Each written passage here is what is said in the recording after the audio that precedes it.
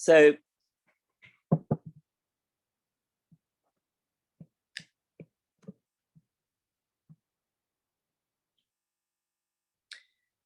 a random variable is discrete if it takes on discrete values. In other words, whole numbered values.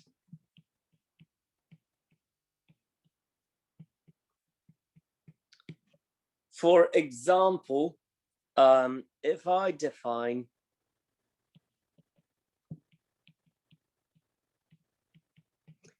X to be the outcome of a six-sided die,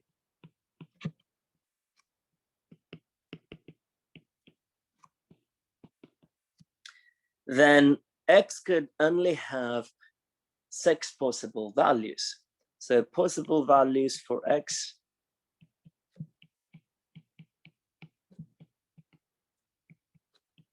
are 1, 2, 3, 4, 5, and 6. And those are all whole numbered discrete values. Therefore, X is a discrete random variable.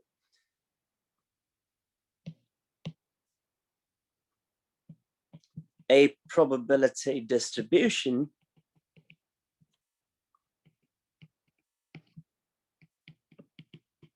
summarizes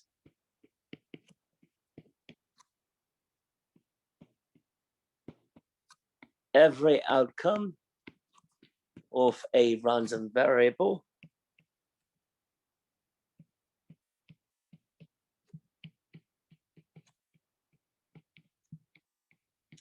and its associated probability.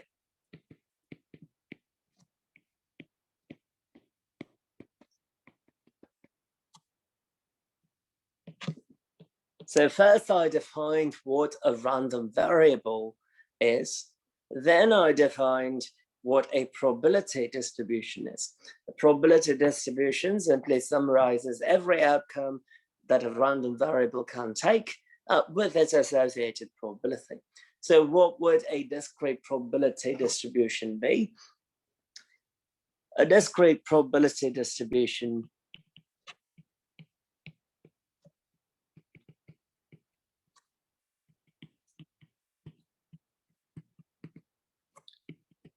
is simply the distribution of a discrete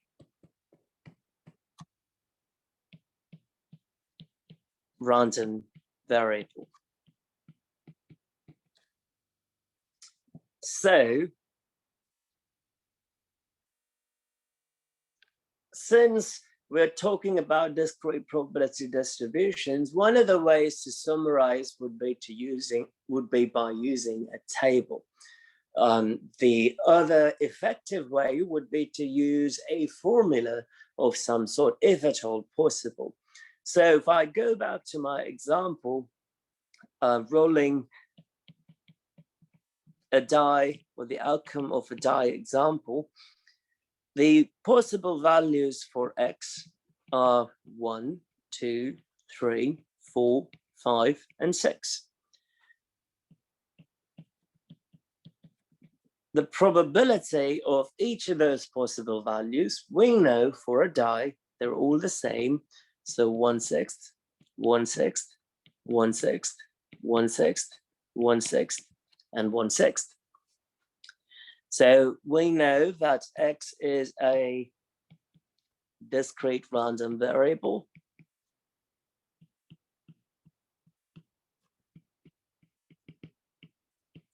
And this table summarizes every possible outcome of the discrete random variable X with its probability 1/6. So that table is what we call a discrete probability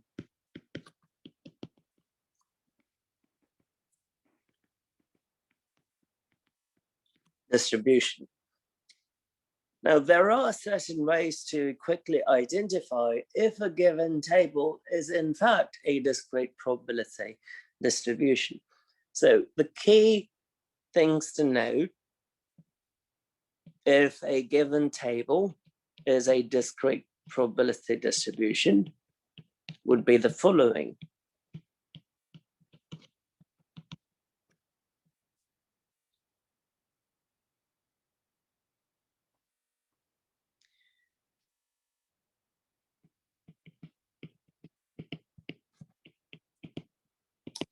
So one, every probability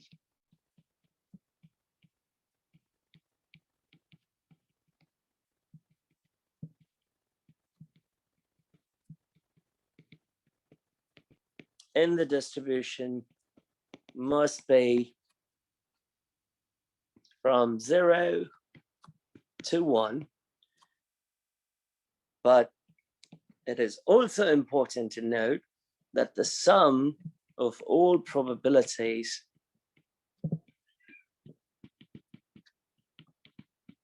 in the distribution must equal 1. If you sum all the probabilities in the distribution, it must equal 1. Every probability in the distribution must be from 0 to 1, must be a value from 0 to 1. In other words, it can include 0 and 1, but then you can't have several outcomes. Part C, or property C, every outcome of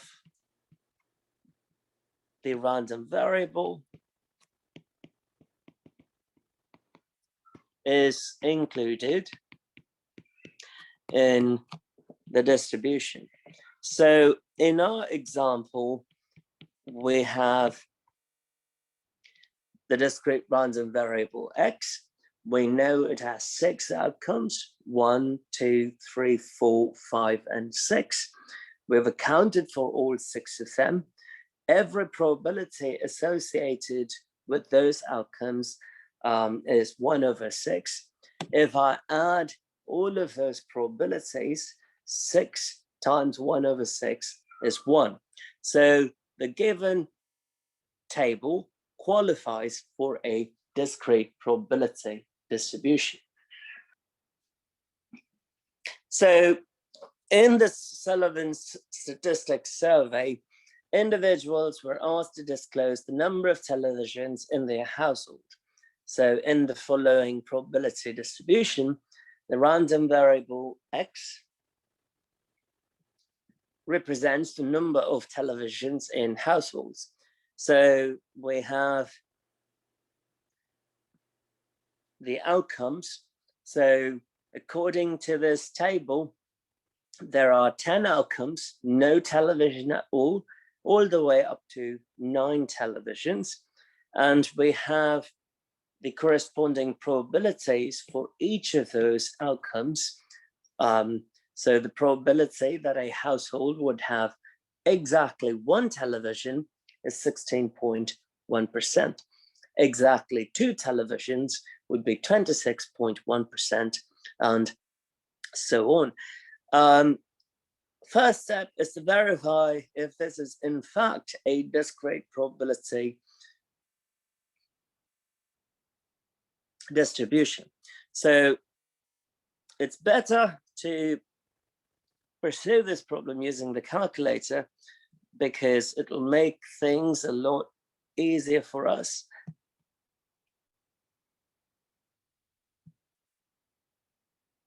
My dragging feature is not working for some reason, or properly working, I would say.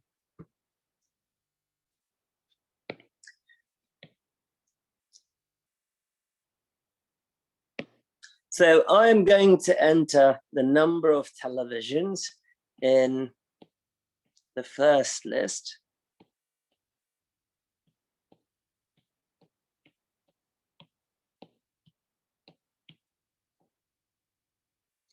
the probabilities in the second list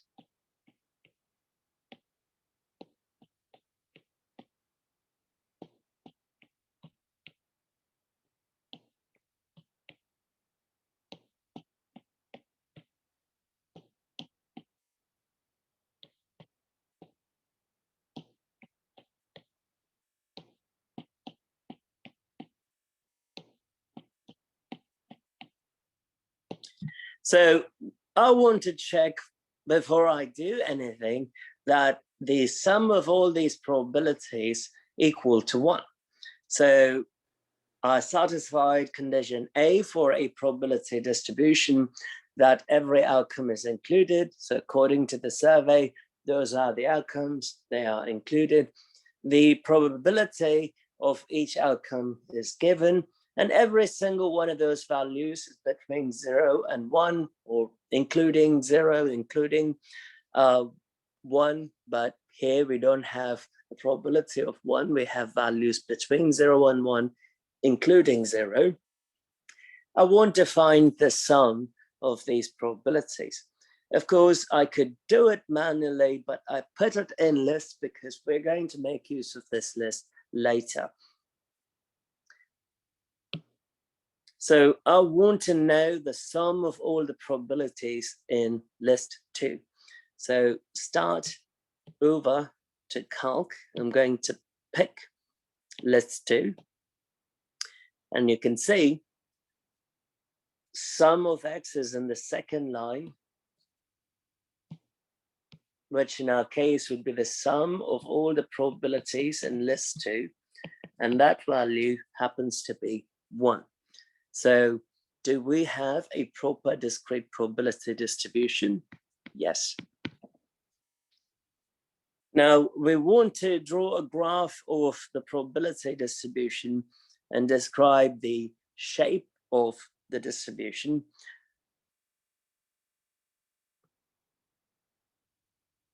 We can use the calculator or we can do it manually. It makes better sense if we did this manually.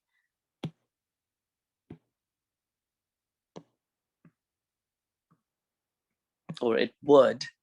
So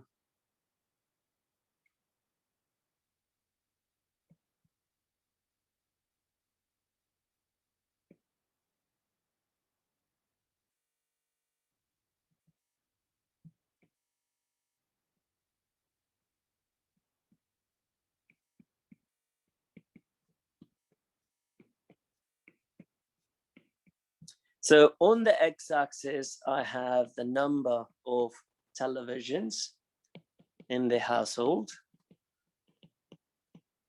The y-axis, we have the corresponding probability. So if you look at the range of data, the maximum value is about 26% or 0.26. So perhaps I can go in steps of 0.05.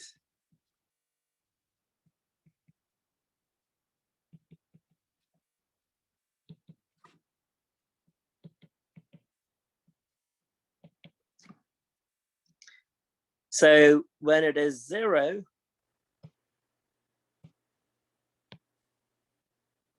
the probability is 0. So I'm going to put a dot there. When we have 1 television, the probability is 0.161.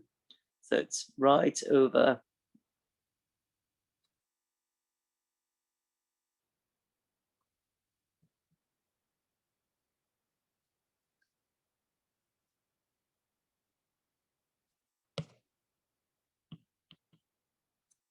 approximately.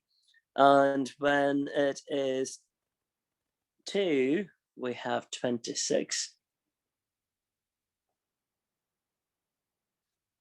When it is 3, we have 17.6%. It's probably somewhere over there. When x is equal to 4, we have 18.6%. Slightly higher. When x is 5, we have 11.6.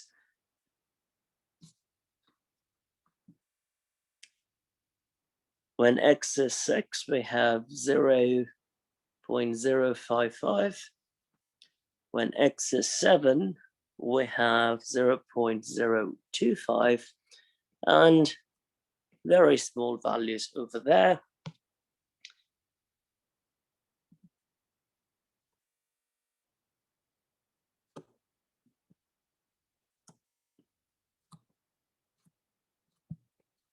So if you,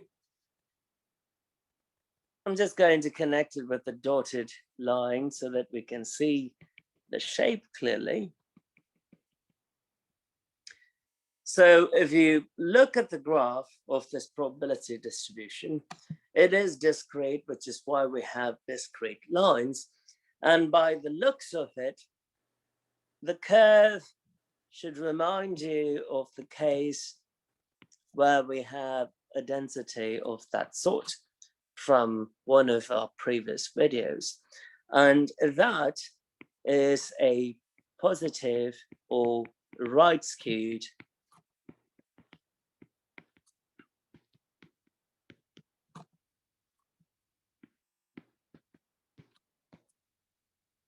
density. So it corresponds to a positive skewed data. So in our case, the data that we have, the number of televisions is positively skewed in the sense majority of them would have less than 5 televisions, and a very small portion would have more than 5 televisions. Part C and D would want to know the mean and standard deviation.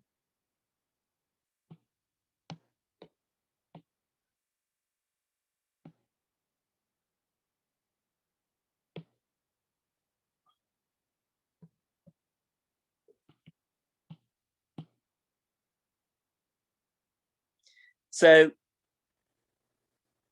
in one var starts, if we specify list 1, comma, list 2, wouldn't work. So this particular calculator model doesn't have the functionality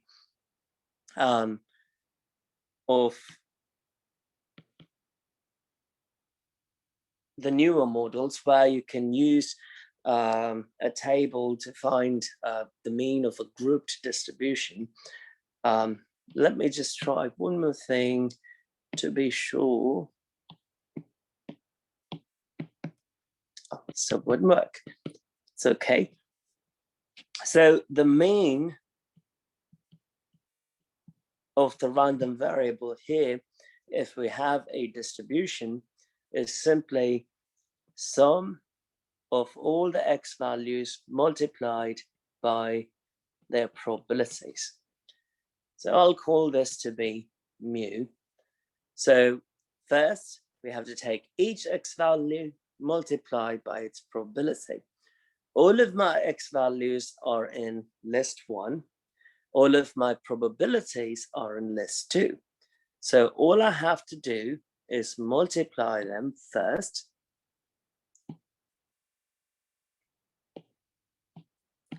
So that would take care of that part. Product of the outcomes of x multiplied by their probabilities. And I'm going to store it to list 3.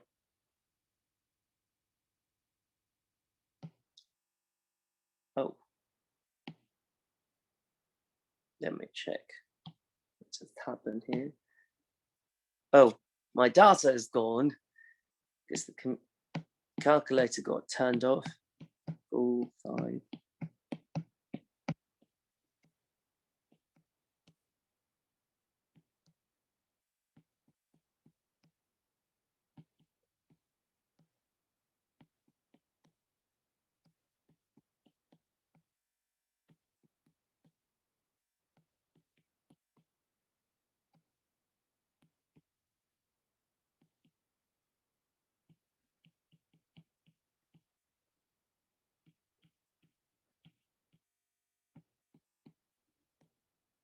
0.255, 0.25.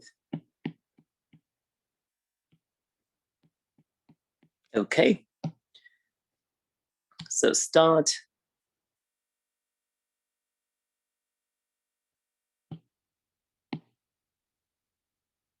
Okay.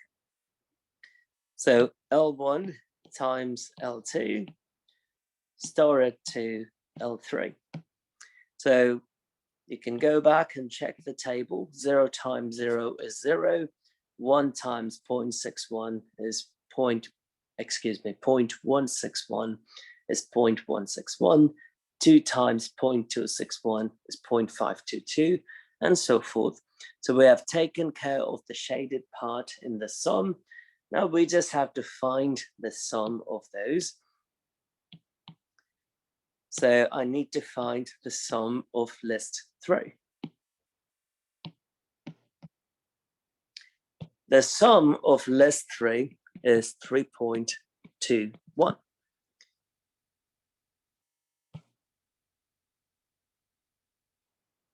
So what does it mean? So don't look at the average, you've got to look at the sum. So we're looking at the sum of list 3, and the value happens to be 3.21. So the interpretation is that on average, or the average number of televisions in households is 3.21. If you want to round up, we can simply call it as 4 televisions. Determine the standard deviation of the random variable x. This also involves a formula, but we can easily achieve it using a calculator. So the variance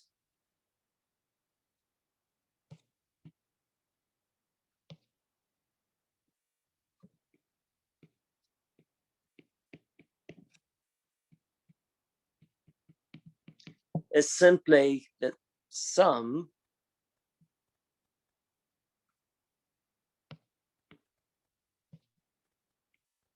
of each x value squared multiplied by its probability minus the mean that we already computed, which is up there, 3.21. So just like we did L1 times L2, which took each value in L1, the x value, multiplied by its probability, here we want to do L1 squared times L2, and I'm going to store this to list 4. If we go back, you can see 0 squared times 0 is 0. 1 squared times 0.161 is 0.161. 2 squared, which is 4, times 0.261 would be 1.044, and so forth. So list 4 has the sum of x squared times p of x. All we have to do now is to find the sum of it. So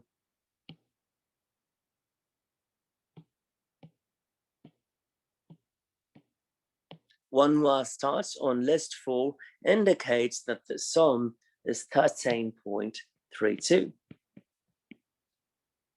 minus the mean that we know is 3.21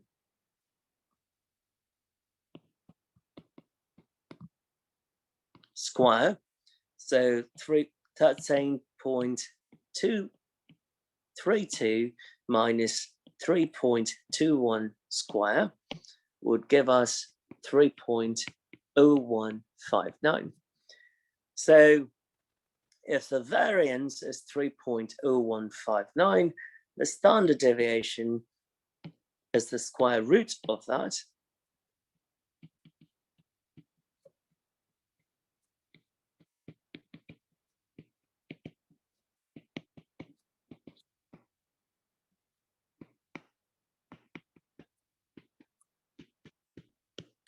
which would give us 1.74. Now, what is the purpose of having the standard deviation? The standard deviation tells you or helps us find a range of values for the number of televisions. So on average, it's about 3.21. That doesn't mean that we will always get 3.21. So it has to be, somewhere between 1 and 5. And to get us to that interval in a sensible manner, statistically sensible manner, we make use of the standard deviation. So the standard deviation helps us to get a range for the number of televisions.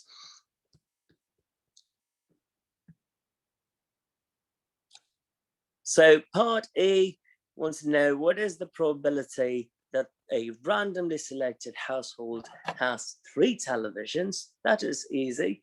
It is given right here, probability that x is equal to 3 is simply 0.176. Part F, what is the probability that a randomly selected household has 3 or 4 televisions?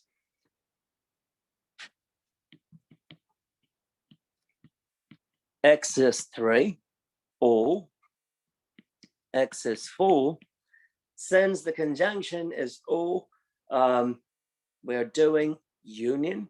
So we will have probability of X is equal to 3 plus the probability of X is equal to 4 minus the probability of X is equal to 3 and X is equal to 4. We are just using addition. Now, the last part, if we said that a household has exactly 3 televisions, we can't also say the same household has exactly 4 televisions. It is either going to be 3 or it is going to be 4, but both of them cannot happen simultaneously. So that part would become 0.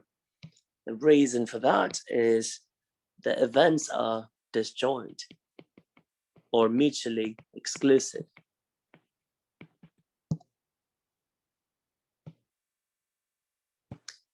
We know the probability that the household would have 3 televisions, that is 0.176 from the given table. The probability that a household would have 4 televisions is 0.186.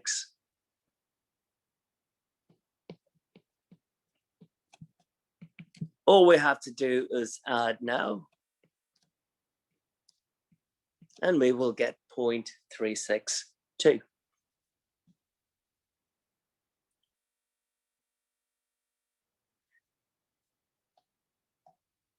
Part G would like to know, well, what is the probability that a randomly selected television has no televisions? Would you consider this to be an impossible event?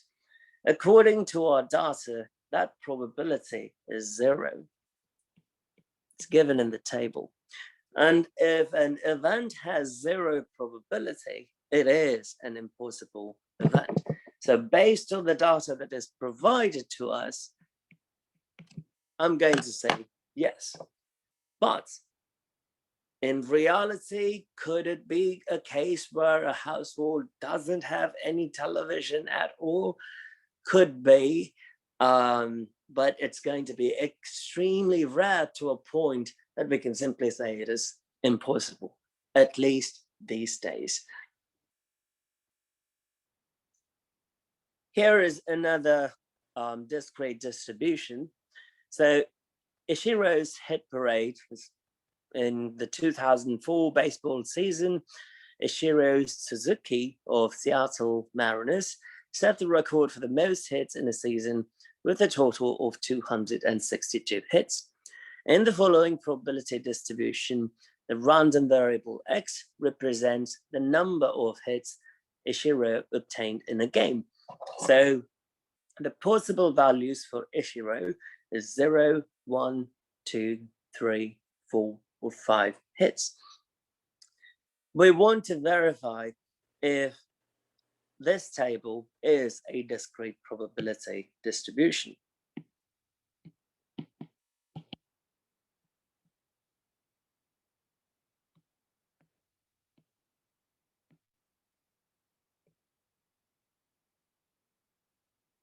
We will repeat the process that we did previously. So 0, 1, 2, 3, 4, 5. Those are all the X values, possible hits.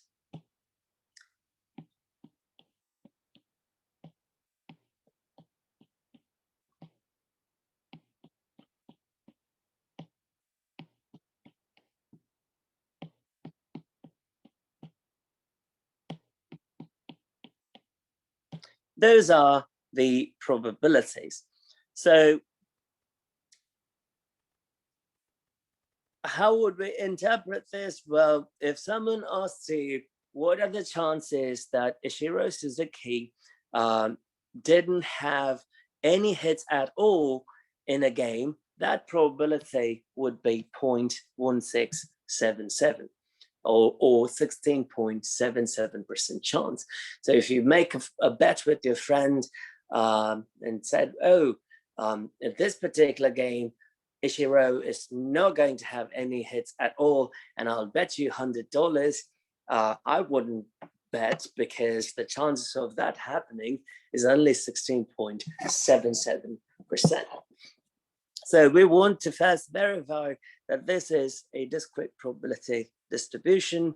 So start one var statistics of list 1, and that gives us, oh, sorry, it should be list 2.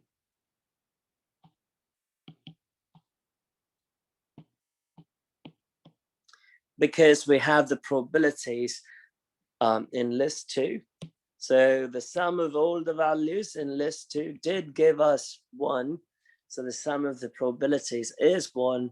So yes, we have accounted for Ishiro's outcomes, which would be 0 through 5, corresponding probabilities, and the probabilities sum to 1.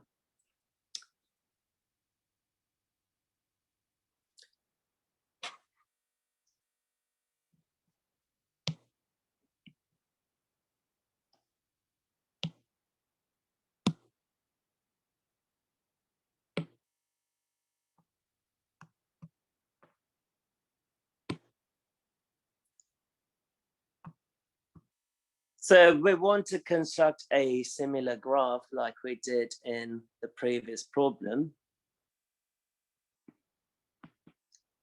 0, 1, 2, 3, 4, 5. The probability is on the y-axis. And the range goes from 16 all the way up to 2. So, excuse me, all the way up to 33. And the lower end up to 2%. So let's do 0.05, 1, 0.1, 0.2, 0.25, 0.3, and 0.35. So no hits at all. 0.1677, it's probably right there. Exactly 1 hit, 0.3354. It's over there. Exactly 2 hits, 0.2857. Perhaps right there. Exactly 3 hits, 0.1491. Is it? Yes. Close to 15.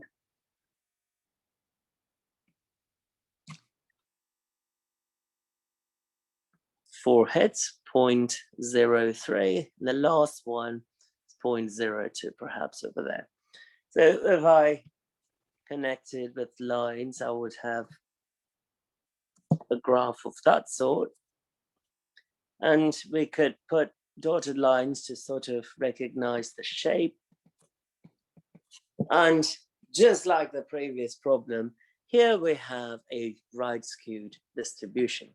In other words, majority of Ishiro's hit counts are going to be less than or equal to 3, but fewer hit counts, or with the less chance that the hit counts would be 4 or 5. So it's kind of is very unlikely for Ishiro to have exactly 5 hits in a game.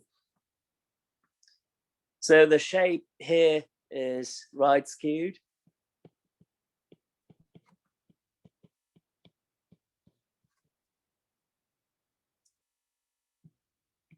The mean is x times the probability of x and sum all of those values.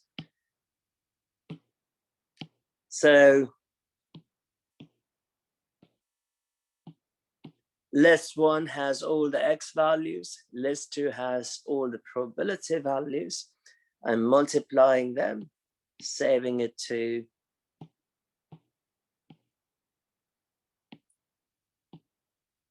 list 3.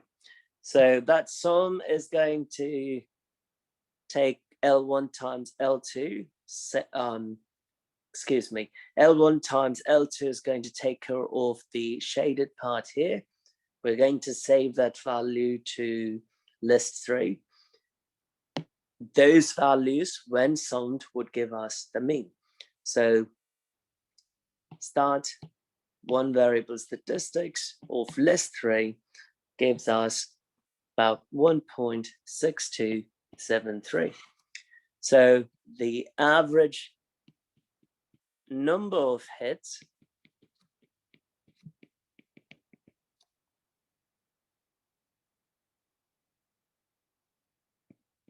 for Ishiro is 1.6273.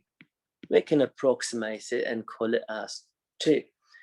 Again, a single value is not always great, especially an average is not always the perfect number that we look at in statistics. So we need to find a range of values for the hits. So the standard deviation is going to be helpful in finding that. So the standard deviation is obtained by taking the square root of the variance. The formula for variance is sum x squared multiplied by the probability minus mean squared. So all x values are in list 1 square, multiply by all probability values, that is in list 2. And we will save this to list 4. So list 4 will now contain all values corresponding to x squared times p of x. And I would like to find the sum of all those values. So one var starts of list 4. That sum happens to be 4.0369 minus, we already know the mean, 1.6273 squared.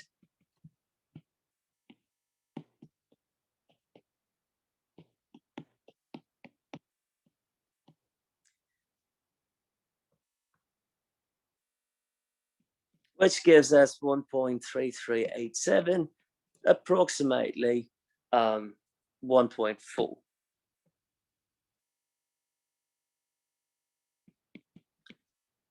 We have to take the square root of that to find the standard deviation.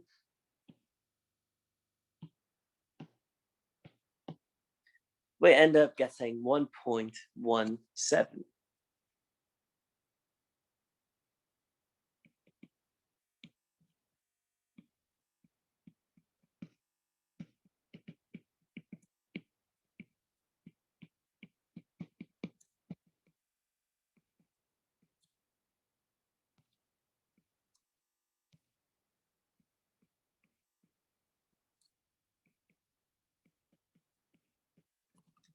So again, the purpose of standard deviation is to find a range of values for Ishiro's hits.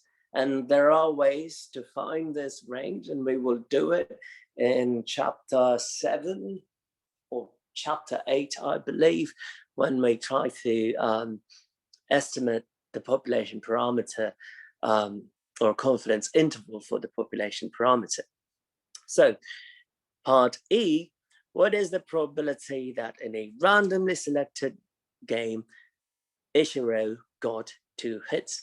So if I pick a game at random, what are the chances that Ishiro will get 2 hits?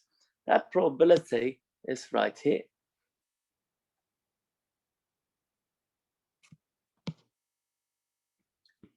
So there is a 28.57% chance that if I picked a game at random, Ishiro would have exactly 2 hits. Now, what is the probability that in a randomly selected game, Ishiro got more than 1 hit? So X is the number of hits. So we're trying to find probability X greater than or equal to 1, which would simply mean you have to add all the probabilities bigger than or equal to 1. Or we can be smart about this and realize that greater than or equal to 1 is the complement of X less than 1. But the number of hits to be less than 1 would imply that there are no hits, X is equal to 0. And according to our table, probability that Ishiro would have no hits at all is 0.1677. So 1 minus 0.1677 would give us 0.8323. So there is an 83.23% chance that Ishiro would have more than 1 hit. If my friend now came up to me and said, hey, would you bet $100 that Ishiro would have more than 1 hit in today's game? I would take a chance because there is a high probability, an 83.23% probability that Ishiro would have more than 1 hit. So I would probably bet on it.